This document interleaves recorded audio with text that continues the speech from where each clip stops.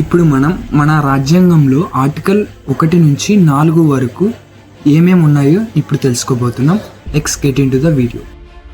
Article 1లో ఇలా ఉంటుంది, India is that is Bharat shall be union states అని ఉంటుంది.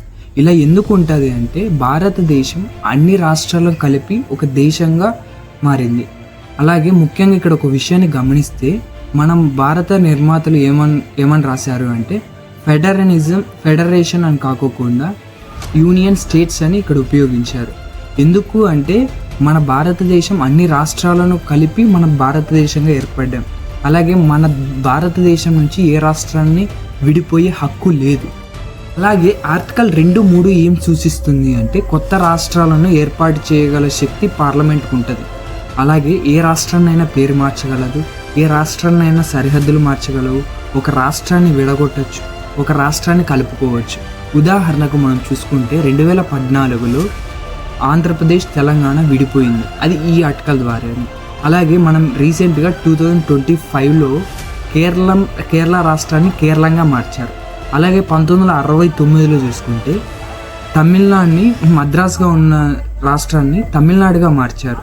అవన్నీ ఈ ఆర్టికల్ ద్వారానే మార్చగలరు. అందుకే ఈ ఆర్టికల్కి అంత ప్రాధాన్యత ఉంటుంది. ఆర్టికల్ 4 ఏం చెప్తుంది అంటే మనం ఏదైనా కొత్త రాష్ట్రం ఏర్పడినప్పుడు లేకపోతే సరిహద్దులు మార్చినప్పుడు లేదా మార్పులు వస్తాయి. 1st షెడ్యూల్ 4th షెడ్యూల్లో మార్పులు వస్తాయి.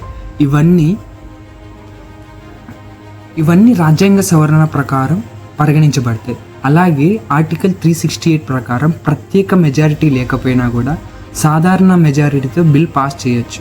అందుకే మనం రీసెంట్గా డీలిమిటేషన్ చూసాం. డీలిమిటేషన్ 2026లో నరేంద్ర మోడీ బిల్ పాస్ చేశాడు, కానీ దానికి మెజారిటీ లేదు కాబట్టి అది బిల్ ఫెయిల్ అయిపోయింది.